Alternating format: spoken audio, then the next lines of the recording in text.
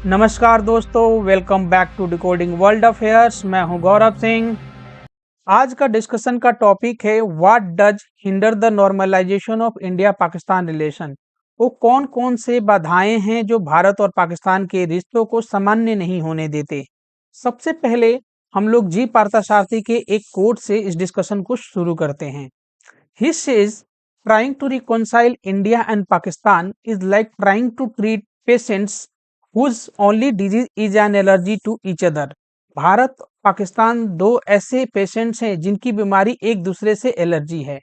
ऐसे में रिकॉन्सिलिएशन थोड़ा मुश्किल हो जाता है। इस पूरे डिस्कशन में हम लोग इन तीन बिंदुओं पर बात करेंगे। पहला, यह नॉर्मलाइजेशन जरूरी क्यों है। दूसरा, भारत पाकिस्तान रिश्तों के दरमियान कौन कौन से बाधाएं हैं। तीसरा, भारत के पास कौन कौन से पॉलिसी ऑप्शंस हैं। पहले पिलर पर बात करते हैं। सवाल खड़ा होता है कि भारत पाकिस्तान रिश्तों को नॉर्मल होना जरूरी क्यों है। First point, international labour organisation ने अपने 1944 डिक्लेरेशन में कहा था poverty anywhere is a threat to prosperity everywhere. इसका मतलब यह है कि पाकिस्तान में अगर स्थिति ठीक नहीं होती है तो इसका असर भारत पर भी पड़ सकता है। मुंबई अटैक 2008 और अजमल कसाब जैसे गरीब पाकिस्तानी मूल के नौजवानों का आतंकवादी गतिविधियों में शामिल होना इसका जीता जागता उदाहरण है। अगर रिश्ते अच्छे होंगे तो निस्संदेह पाकिस्तान को गुर्बत से निकलने को मौका मिलेगा, जो कि भारत के सिक्योरिटी और स्टेबिलिटी के नजरिए से भी जरूरी कदम है। सेकेंड पॉइंट, बहुत सारे ट्रांसनेशनल इश्यूज हैं जैसे drug trafficking, organise crime, money laundering etcetera. इन सब पर भारत और पाकिस्तान दोनों की सहमति रहती है। शशि थरूर अपनी किताब पैक्स इंडिका में इसे प्रॉब्लम विदाउट पासपोर्ट से संबोधित करते हैं। इसका मतलब यह है कि इन समस्याओं को बिना एकजुटता से खत्म नहीं किया जा सकता है। थर्ड पॉइंट, कहीं ना कहीं ग्लोबल साउथ में एकजुटता की कमी दिखती रही है। ग्लोबल साउथ में सामान्यतः डेवलपिंग कंट्रीज आते हैं जो ग्लोबल नॉर्थ यानी कि डेवलप्ड कंट्री से रिस्पॉन्सिव और रिस्पॉन्सिबल ग्लोबल गवर्नेंस की डिमांड करते हैं। अगर भारत और पाकिस्तान के ताल्लुकात सही होते हैं तो न सिर्फ डब्ल्यूटीओ में रिफॉर्म्स बल्कि यूएन में भी रिफॉर्म्स की तरफ एक मजबूत आवाज पेश कर पाएंगे। इसके अलावा क्लाइमेट चेंज और पेरिस कमिटमेंट में कॉमन बट डिफरेंशिएटेड रिस्पॉन्सिबिलिटी सीबीडीआर भी इंश्योर कर पाएंगे। फोर्थ पॉइंट, भारत और पाकिस्तान के अवाम के लिहाज से भी जरूरी है। पाकिस्तान में बढ़ती महंगाई और गिरती परचेजिंग पावर इसका एक रिफ्लेक्शन है। अब यहाँ एक सवाल खड़ा होता है, ऐसा क्यों है। अगर पाकिस्तान और यूएई के बीच बायलेटरल ट्रेड देखें तो यह अमूमन $10 बिलियन का है। वहीं पाकिस्तान और इंडिया के बीच यही ट्रेड महज $1 बिलियन का है, जबकि इंडिया और यूएई के बीच में बायलेटरल ट्रेड $20 बिलियन का है। ये फैक्ट्स क्या इंडिकेट करते हैं। यह इस बात का संकेत देते हैं कि भारत और पाकिस्तान के बीच ट्रेड हो तो रहा है लेकिन इनडायरेक्ट रूप से हो रहा है। इसका मतलब यह हुआ कि भारत से सामान सब पहले यूएई जाता है, फिर वहां से पाकिस्तान। ऐसे में एक स्टडी के मुताबिक लगभग भारत और पाकिस्तान का $5 बिलियन का लॉस होता है। एडिशनली पाकिस्तान में बढ़ती महंगाई और इसका बोझ सबसे ज्यादा गरीब गुरबा वर्ग ही उठाता है। अब आते हैं इसके दूसरे पिलर पर कि आखिर इंडिया पाकिस्तान नॉर्मलाइजेशन के बीच क्या बाधाएं हैं। फर्स्ट, वायलेंट पार्टीशन की साया कहीं ना कहीं आज भी बायलेटरल रिलेशन पर देखने को मिलता है। उदाहरण के रूप में भारत ने यह निर्णय लिया कि 14 अगस्त को पार्टीशन हॉरर्स रिमेम्बरेंस डे मनाया जाएगा। सरहद के दोनों पार पार्टीशन को लेकर अपनी अपनी कहानियां हैं।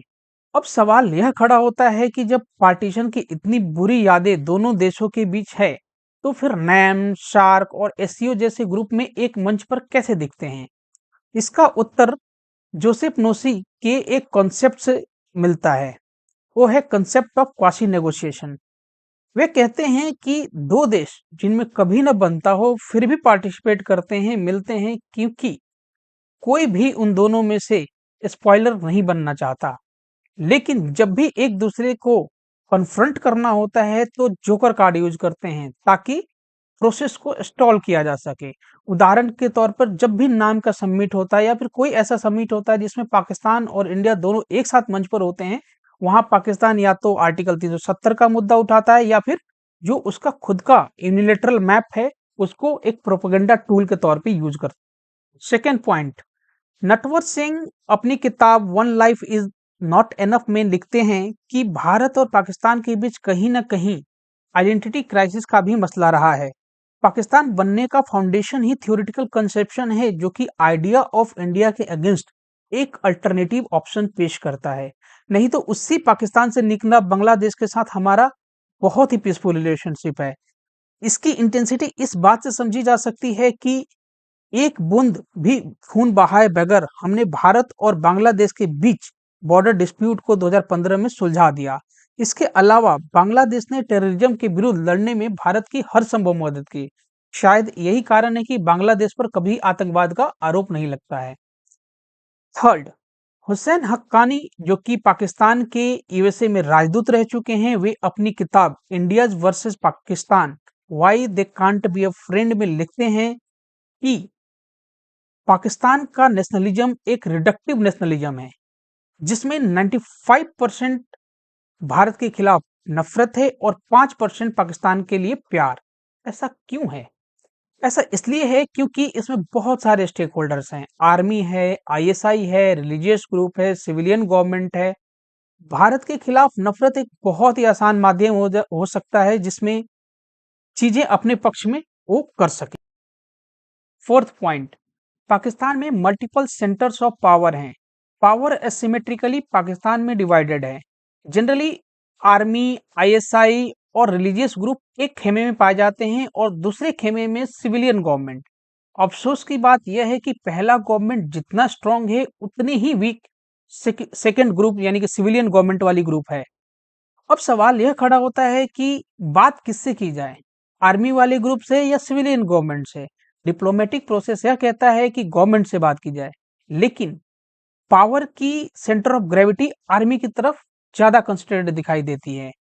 इसके अलावा जैसा कि हम लोग फिजिक्स में भी पढ़ते हैं कि यह जरूरी नहीं है कि सेंटर ऑफ ग्रेविटी हमेशा बाउंड्री के अंदर लाई करे। एक रिंग के सेंटर ऑफ ग्रेविटी जो है उस रिंग के आउटसाइड लाई करती है। ऐसे ही पाकिस्तान के कुछ पावर उसके टेरिटरी के बाहर भी लाई करती है। जैसे कोल्ड वार के टाइम में वॉशिंगटन में लाई करती थी, शायद अब यह पावर बीजिंग में लाई करती है। शायद इसीलिए यह कहा जाता था कि Pakistan is ruled by 3 A's, यानी army, Allah and America. Fifth, spoiler effect कहीं ना कहीं एक बड़ा हिंड्रेंस है। जब भी सिविलियन गवर्नमेंट का ग्रुप कोई कदम उठाता है कि रिश्ते सही हों, तो स्पॉइलर ग्रुप इस नए इक्विलिब्रियम को स्टेबलाइज नहीं होने देता है। उदाहरण के तौर पर भारत के भूतपूर्व प्रधानमंत्री श्री अटल बिहारी वाजपेयी दिल्ली से लाहौर बस से जाते हैं ताकि भारत और पाकिस्तान के रिलेशन में नए अध्याय की शुरुआत की जा सके। इसकी इंटेंसिटी इस बात से समझी जा सकती है कि एक बार नवाज शरीफ ने खुद अटल बिहारी वाजपेयी को कहा था कि अगर आप भी पाकिस्तान में चुनाव लड़े तो बहुत आसानी से जीत सकते हैं। बहरहाल, जैसे अटल जी भारत लौटे हैं तो परवेज मुशर्रफ के नेतृत्व में पाकिस्तान की सेना कश्मीर में घुसपैठ करती है। नवाज शरीफ यहाँ तक कि प्रधानमंत्री होने के बावजूद भी उन्हें इस बात का बिल्कुल भी भनक नहीं होती। ठीक ऐसे ही जब भारत के प्रधानमंत्री नरेंद्र मोदी जब एकाएक पाकिस्तान विजिट करते हैं, तब उसके बाद भारत को उरी और पुलवामा जैसी घटनाएं मिलती हैं। S Jaishankar says, ours is really not just a story of missed opportunity but also a deliberate obstacles. Terrorism is one of them. 1971 की लड़ाई के बाद पाकिस्तान यह समझ चुका था कि डायरेक्ट कन्फ्रंटेशन पाकिस्तान के हित में नहीं है। इसलिए जनरल जियाउल हक ने ब्लीड इंडिया बाय 1000 कट्स की डॉक्ट्रिन के थ्रू भारत के साथ असिमेट्रिक वॉरफेयर की शुरुआत की थी। टेररिज्म इसका वन ऑफ द वेज है, यह एक बड़ा ऑब्स्टेकल्स है भारत और पाकिस्तान के रिश्तों के बीच में, क्योंकि भारत की फॉरेन पॉलिसी पहले से अब ज्यादा क्लियर है। तो यह कहती है कि कुछ चीजें हैं जिस पे हम लोग कंप्रोमाइज नहीं करेंगे, टेररिज्म उसमें से एक है। अब चलते हैं हम लोग इसके तीसरे पिलर की तरफ। भारत के समक्ष कौन कौन से पॉलिसी ऑप्शंस हैं? पहला, declaring full scale war against Pakistan. I think it is not a good idea. इसके पीछे दो कारण दूंगा। पहला, हमें ट्रीटी ऑफ वर्साइल से सबक लेनी चाहिए। जर्मनी के ह्यूमिलेशन ने जर्मनी में हिटलर के रूप में एक तनाशाह को जन्म दिया था। इसी ह्यूमिलिएशन के सहारे वर्ल्ड वॉर टू की पूरी संरचना बुनी गई थी। इसका दूसरा ये आर्गुमेंट होगा कि भारत और पाकिस्तान दोनों न्यूक्लियर कंट्रीज हैं। भारत के पास अपनी न्यूक्लियर डॉक्ट्रिन है, लेकिन पाकिस्तान के पास ना तो अपनी न्यूक्लियर डॉक्ट्रिन है और ना ही उसका कंट्रोल सिविलियन गवर्नमेंट के पास है। इसलिए भी यह ऑप्शन खतरे से खाली नहीं है। पॉलिसी ऑप्शन हो सकता है इंटरनेशनल मीडिएशन।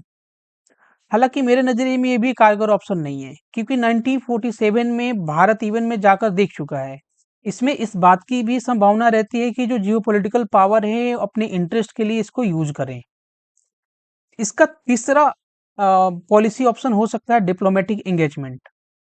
एक पॉलिटिकल थ्योरिस्ट हैं डेविड मित्रानी, अपने फंक्शनलिस्ट अप्रोच में कहते हैं पीस को छोटे छोटे पीस में अप्रोच करो। It means peace by pieces, यानी कि जो कोई भी हॉट इशूज हैं उसे साइड करके रखो और जो लो कॉन्फ्लिक्टिंग इशू है पहले उसे सॉल्व करो। उदाहरण के तौर पे भारत पाकिस्तान के बीच कश्मीर इशू को साइड करके रखें और जो छोटे छोटे इशू जैसे ट्रेड हो गई, फिशरमैन की जो इशूज हो गई, इस पे हमें काम करनी शुरू करनी चाहिए ताकि आइस मेल्ट होनी शुरू हो जाए। यह एक अच्छा ऑप्शन है। हालांकि इस डायरेक्शन में भी पहले कदम लिए जा चुके हैं। आई थिंक 2003-4 में कंपोजिट डायलॉग जैसी इनिशिएटिव्स हुई है, लेकिन ये ढंग से इस पर अमल नहीं हो पाया है। फोर्थ ऑप्शन है कि जितनी भी ओवरलैपिंग इश्यूज हैं उस पर काम किया जाए। जैसा कि प्रधानमंत्री नरेंद्र मोदी ने भी पाकिस्तान के लोगों से अपील किया था कि अगर हमें लड़ना ही है तो एक साथ मिलकर गरीबी से लड़ें। इसके अलावा climate change, gender discrimination, poverty के अगेंस्ट भी हम एक साथ लड़ सकते हैं। इसके अलावा फिफ्थ ऑप्शन है कि हम लोग अफ्रीका के तर्ज पर ट्रूथ एंड रिकंसिलिएशन कमीशन का गठन कर सकते हैं। दोनों देश एक बेहतर स्टोरी के साथ आए और नए जनरेशन को बताएं। इससे दोनों के बीच जो ट्रस्ट डेफिशिएट है वो कम होगा और कहीं ना कहीं आइडेंटिटी क्राइसिस से भी निजात मिलेगा। कुल मिला के हमने इस पूरे डिस्कशन में तीन बातों पे डिस्कशन किया।